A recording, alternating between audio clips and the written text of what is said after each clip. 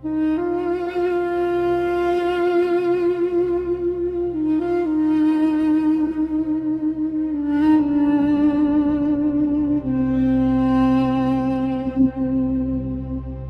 is a land in the heart of Europe where the forest is a cathedral, and history is a labyrinth of iron and song. It is a nation that has touched the heights of human genius and the depths of human darkness, forging a legacy out of the tension between its fractured past and its search for a common soul. This is not just the story of a border on a map, but of a people who have spent a millennium defining what it means to be one.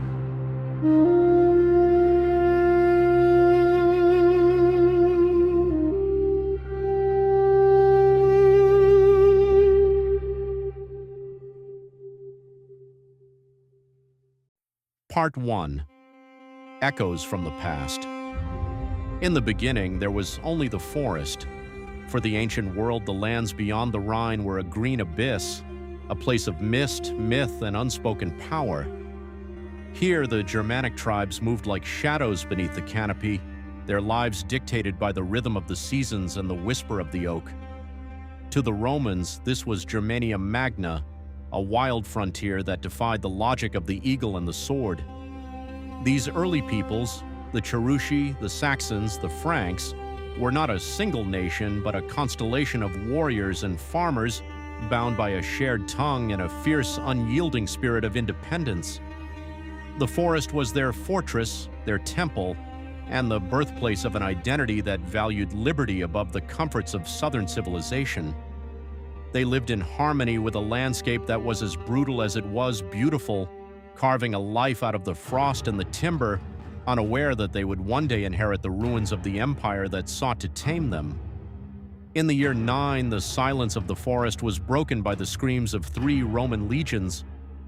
In the Teutoburg forest, the chieftain Arminius, a man who had been trained by Rome only to turn against it, led a coalition of tribes to defend their ancestral soil. It was a slaughter that changed the course of Western history forever. The Rhine became a permanent border, a psychological and physical line in the earth that separated the Roman order from the Germanic wild. This victory didn't create a state, but it birthed a powerful, enduring myth, the idea of an unconquerable land that would never fully submit to an outside will.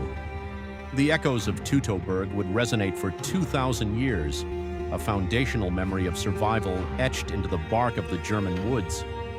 It established the Germanic peoples as the ultimate outsiders, the barbarians at the gate, who would eventually transform the world they once resisted.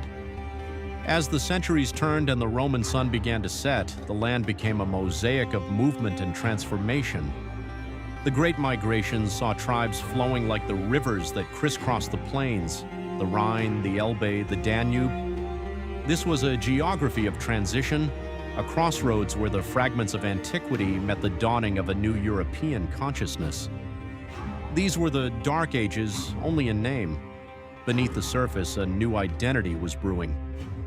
The forest was being cleared, the first wooden settlements were turning into stone, and the memories of the tribes were slowly weaving into a tapestry of folklore. Legends of heroes, dragons, and ancient gods began to fill the air, creating a spiritual landscape that would eventually define the German heart and its enduring romantic connection to the mystery of the wild. Part 2. Dawn and the Rise of the City-States. On a cold Christmas day in the year 800, the Frankish king Charlemagne was crowned in Rome, but his heart remained in the north. In Aachen, he built a palace that sought to resurrect the glory of the Caesars in the soil of the Franks. He was the father of Europe, a bridge between the ancient and the medieval. Though his empire would eventually splinter into Western and Eastern realms, he left behind a dream of a unified Christian West. From this fracture emerged the Holy Roman Empire, a strange labyrinthine entity that was neither holy nor Roman nor truly an empire, but a beautiful, chaotic collection of hundreds of sovereign pieces. This was the first great structure of German power, held together by a fragile crown and a shared sense of divine purpose, creating a world where local identity was as sacred as the imperial banner. Germany eventually became a land of cities, flourishing in its beautiful fragments. While other nations grew around a single powerful capital, the German spirit thrived in decentralization. Cities like Nuremberg, Lübeck, and Cologne became islands of light, commerce, and law. The Hanseatic League turned the northern seas into a German lake, trading salt, fur, and grain across half the world. This was the era of the burgher, the citizen merchant. In these walled enclaves, a unique culture of craftsmanship and civic pride took root. Germany was not a kingdom of one king, but a symphony of 1,000 bells, each town a world unto itself, bound together by trade, tradition, and the rising spires of the Gothic Age. This decentralized power created a fertile ground for a diversity of thought and art that remains a hallmark of the nation today. In the mid-15th century, a silent revolution began in Mainz that would change the world forever. Johannes Gutenberg's printing press did more than move ink. It moved minds and broke the monopoly on knowledge. When Martin Luther nailed his theses to the door in Wittenberg, his words were amplified by the press and scattered like seeds across a hungry landscape. The Reformation tore the fabric of the empire, sparking decades of spiritual and physical warfare, but it also forced the German language to find its ultimate form. Through Luther's translation of the Bible, a land of 100 dialects finally found a singular voice. It was a painful awakening, a dawn of fire and blood that forced the people to look inward and define their faith, their language, and their individual conscience, setting the stage for the modern world. The 30 Years' War remains the greatest collective trauma in the German memory. It was a conflict that turned the heart of Europe into a graveyard as imperial ambitions and religious zealotry collided in a total war. For 3 decades, the land was trampled by mercenary armies, and the population was decimated by famine and plague. When the Peace of Westphalia was finally signed in 1648, it established a new world order based on the sovereignty of states, but for Germany, the war left a landscape of ruins. The scars of this era fostered a deep-seated longing for security and order, influencing the German psyche for centuries. It was out of these ashes that the desire for a strong, unified state began to grow, as the people realized that their fragmentation made them the playground of foreign kings and the eternal victim of European instability. Via Part 3, The Wars of Survival. After centuries of fragmentation, the 19th century brought a sudden, intense hunger for unity. It was an age defined by iron and blood. Otto von Bismarck, the Iron Chancellor, orchestrated a masterful and ruthless game of chess to unite the German states under the Prussian crown. In 1871, in the Hall of Mirrors at Versailles, the German Empire was born. Almost overnight, a collection of principalities became a global industrial titan. Scientists, engineers, and soldiers propelled Germany into the modern era with a speed that terrified its neighbors. But this new power was built on a fragile foundation. It possessed immense strength, but lacked the internal democratic balance to sustain the pressures of a rapidly changing world.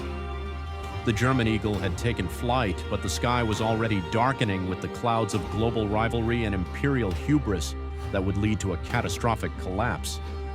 The 20th century opened with a thunderclap that shattered the old world. The First World War was the suicide of Europe, and Germany stood at its violent epicenter. 4 years of industrial slaughter left a generation hollowed out and a nation humiliated by defeat. The fragile peace that followed, the Weimar Republic, was a fever dream of artistic brilliance and economic despair. In the cabarets of Berlin, the modern world was being invented in cinema, music, and science. But in the streets, a darker shadow was lengthening. The trauma of loss, the weight of reparations, and the chaos of hyperinflation created a vacuum of hopelessness. It was a time of fragile beauty and growing dread, as the nation struggled to find its footing on the shifting sands of a new age, unaware that the worst was yet to come. There are no words for the abyss that followed. Between 1933 and 1945, Germany was consumed by a cult of death that betrayed everything the land of poets and thinkers had ever stood for. The Third Reich unleashed a war of annihilation and a systematic genocide, the Holocaust, that remains a permanent scar on the soul of humanity. Germany became a land of ruins, both physical and moral, as the ideology of hate led to total destruction. By 1945, the cities were ash, the people were broken, and the nation was physically divided by the victors. It was a total collapse, a 0 hour where the only thing left was the agonizing task of looking into the mirror and confronting the monster within. The survival of the nation now depended not on conquest, but on the painful, honest process of atonement and the long road back to civilization. For 40 years, the world was split at the heart of Germany. A wall of concrete and ideology ran through the streets of Berlin, separating families, dreams, and destinies. West Germany became a miracle of reconstruction and democratic stability, while the East lived under the watchful eye of the state in the shadow of the Soviet star. This was the divided heart, a nation living two lives, caught between the front lines of a Cold War that threatened to turn hot at any moment. Yet, even in the silence of the division, a new Germany was being built, one founded on the hard work of memory, the rejection of nationalism, and a slow, painful commitment to peace. The two Germanys became a laboratory for the ideologies of the age, each waiting for the day when the wall would finally crumble under the weight of its own injustice. Part 4, Reflection and Legacy. In 1989, the impossible happened, not through bullets, but through the power of the human spirit. The wall didn't fall because of a war. It fell because of the courage of ordinary people who stepped into the streets of Leipzig and Berlin and demanded their dignity. The reunification of Germany was a homecoming, a healing of a wound that many thought was permanent. It was a moment that redefined Europe and gave the German people a second chance at unity, this time a unity founded not on conquest or blood, but on freedom, democracy, and human rights. Today, the scars are still visible in the architecture of the East and the economy of the West, but they are part of a living landscape of resilience. Germany has proven that a nation can be reborn, provided it has the courage to remember its past and the strength to confront its darkest chapters with honesty. Beyond the wars and the walls, Germany's truest and most enduring legacy is found in the mind. This is the land of Kant and Hegel, of Bach, Beethoven, and Brahms. It is a culture that has always sought the Ding an sich, the thing in itself, striving for precision, depth, and the pursuit of the sublime. From the printing press to the automobile, from quantum physics to the Romantic movement, German thought has shaped the modern world in ways that are often invisible but always profound. It is a legacy of relentless questioning, a pursuit of order that is always balanced by a deep romantic yearning for the spiritual. In every piano key struck and every philosophical theorem debated, the soul of Germany continues to speak to the universal human experience, bridging the gap between the logic of the mind and the passion of the heart. Today, Germany stands as a pillar of a united Europe, a nation that has learned that true strength lies in responsibility rather than dominance. It is a country that does not hide from its shadows, but uses them to light the way toward a more humane future. The German story is a journey from the ancient forest to the modern city, from the abyss of total war to the light of democratic peace. It is a testament to the fact that even the most shattered history can be mended through memory, truth, and a commitment to nie wieder, never again. In the heart of the continent, the bells of the old cathedrals now ring for a future where the forest is no longer a place of fear, but a place of quiet reflection.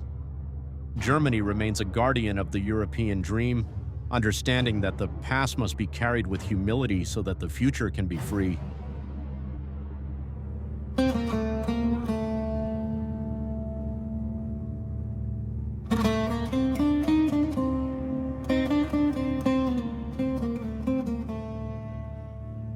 History is not a straight line, but a cycle of destruction and creation.